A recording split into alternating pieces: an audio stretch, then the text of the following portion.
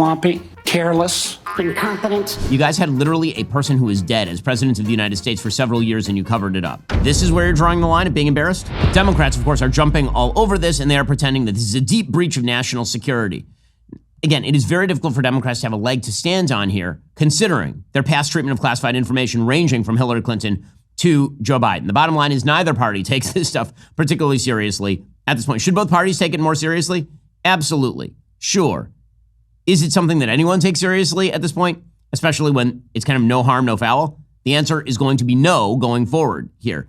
Democrats who are trying to seize on this as sort of their moment in time to make hay, they're making a very large tactical mistake, I think, because, again, most Americans don't care about this. Most Americans don't really understand why this is such a major issue other than somebody got messy in the Signal chat.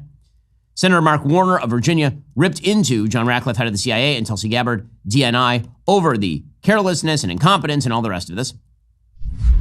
I can just say this. If this was the case of a military officer or an intelligence officer and they had this kind of behavior, they would be fired. I think this is one more example of the kind of sloppy, careless, incompetent behavior, particularly towards classified information, that this is not a one-off or a first-time error. Okay, so, again, this sort of outsized outrage is kind of rich coming from these people. John Ossoff, the senator from Georgia, who is not long for the Senate, by the way, went after John Ratcliffe and said, oh, this is totally so unprofessional, just terrible. You guys had literally a person who is dead as president of the United States for several years and you covered it up.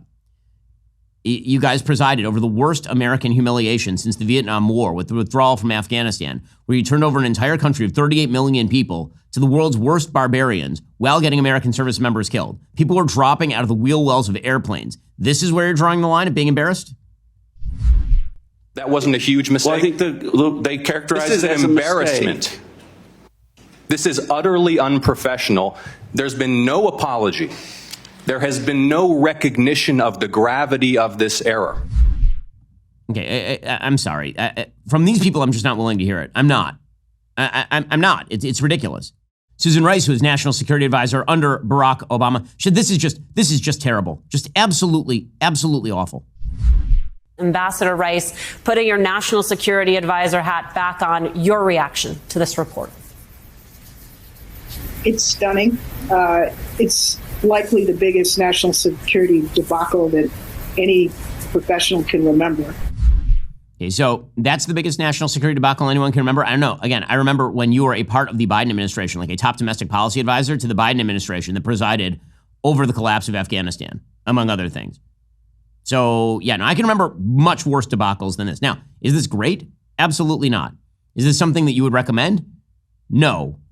Is it on the order of a complete destruction of Western presence in Afghanistan and turning over the country to the Taliban? Or say doing nothing when Vladimir Putin invaded Ukraine twice? Once, again, Susan Rice was there for all of this. She was there for the invasion of Ukraine in 2014 by the Russians, and she did nothing. And then she was there for the Russian invasion of Ukraine in 2022. And again, totally ineffective. So I'm noticing like a lot of problems with the idea that this is where you draw the line. It's such a procedural approach to government sin. Well, the procedures were not done. Again, I agree. The procedures were not done. That's really bad. It's slap on the wrist is appropriate. Public humiliations for all. Does that amount to a fireable offense in this era? The answer, of course, is no. That of course, is really silly. Trump is not going to fire, and he shouldn't fire these people. The reality is that many of the people who are gunning for members of the administration, it's interesting which members of the administration they are particularly gunning for, right? They're gunning for Waltz because Waltz included Goldberg in the chat in the first place, but also because Waltz happens to be a hawkish backer of Trump's peace through strength.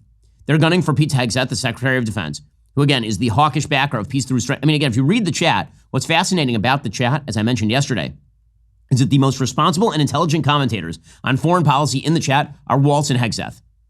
It's not particularly close. They're the two most informed, most reasoned people in the chat about what should be done about the Houthis. For example, I do not think it is a coincidence that many of both the isolationists on the right and the Obama foreign policy pseudo-realists on the left are gunning for Hegseth and Waltz.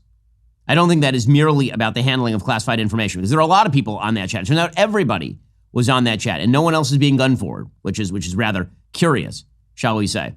We'll get to more on this in a moment. First, if you're the owner of a growing business, the way I am, imagine a hiring approach similar to speed dating. But instead of meeting potential romantic partners, you'd meet a lot of qualified job candidates in a single scheduled session. Now, listen, speed dating, people don't love it, but people do like hiring qualified candidates quickly. Wouldn't it be nice if there were an efficient format that allows you to connect with several pre-screened interested applicants all at once, streamlining your recruitment process? Well, excellent news. There is. It's Zip Intro from ZipRecruiter. You can post your job today and start talking to qualified candidates tomorrow. Right now, you can try Zip Intro for free at ZipRecruiter.com/dailywire. Zip Intro transforms your hiring process with our streamlined approach to candidate assessment. Just select a convenient time slot. We handle everything else, finding qualified candidates, managing all the scheduling logistics on your behalf. You maintain complete control over which applicants you'd like to meet. And the best part? You could be connecting with promising talent as early as tomorrow through our efficient back-to-back video call format. It's hiring made remarkably simple. Enjoy the benefits of speed hiring with new Zip Intro. Only from ZipRecruiter, rated #1 hiring site based on G2. Try Zip Intro for free at ZipRecruiter.com/dailywire. Again, that's ZipRecruiter.com/dailywire. Zip Intro. Post jobs today. Talk to qualified candidates tomorrow.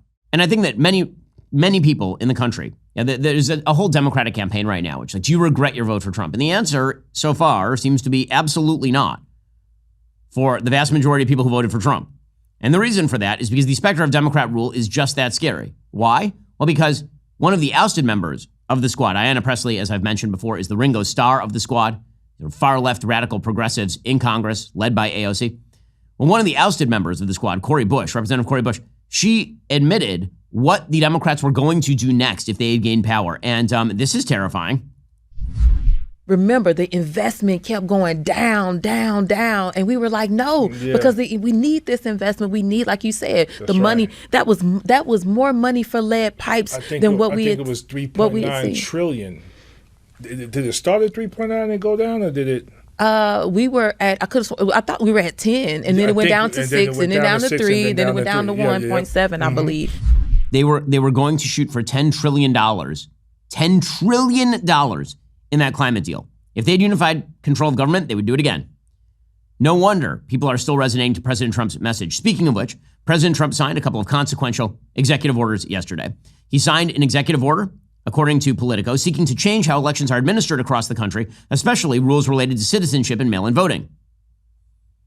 The Trump order asserts that federal law requires all states to reject ballots not received by Election Day, directing the Justice Department to take all necessary action to enforce that requirement. That, of course, makes perfect sense because it's very difficult to determine. You can try to do it based on postmark, theoretically, but how exactly are you going to determine quickly and easily how an election was conducted if people are still having their votes counted 5 days after the election? The trust and veracity of the American electoral system is deeply undermined by this idea that you can receive a ballot 3 days after an election and still count it. In Florida, we know the election results literally day of, like within an hour, because they pre-count all of the mail-in ballots, and then they add on day of voting, and then they're done, which is the way it should be done across the country. President Trump's order asserts that federal law requires states to reject ballots not received by Election Day, directing the Justice Department to take all necessary action. Across the country, states have wide latitude to administer elections differently. None allow votes to be counted if they are cast after Election Day. Some accept absentee ballots after Election Day as long as they are postmarked by Election Day. Many others require ballots to be in possession of election officials by the time the polls close. For example, in Florida, a ballot must be received by 7 p.m. on Election Day. In California, a ballot must be postmarked on Election Day, but can arrive up to 7 days later. Again, which is incredibly messy. The executive order also requires the Election Assistance Commission, an independent agency, to add proof of citizenship to the National Voter Registration Form. States are required to accept that national form under federal law. They can still create their own voter registration forms, but if you're going to use the federal voter registration form, you should have to show that you're a citizen. That does not seem particularly controversial. And this bizarre idea that has been put forward by so many people that impoverished citizens can't show proof of their citizenship is insane and ridiculous. You have to show proof of your citizenship every time you drive a car, right? What do you think a driver's license is? There are lots of poor people in America who are able to drive or able to buy alcohol using an ID. It actually is not all that difficult.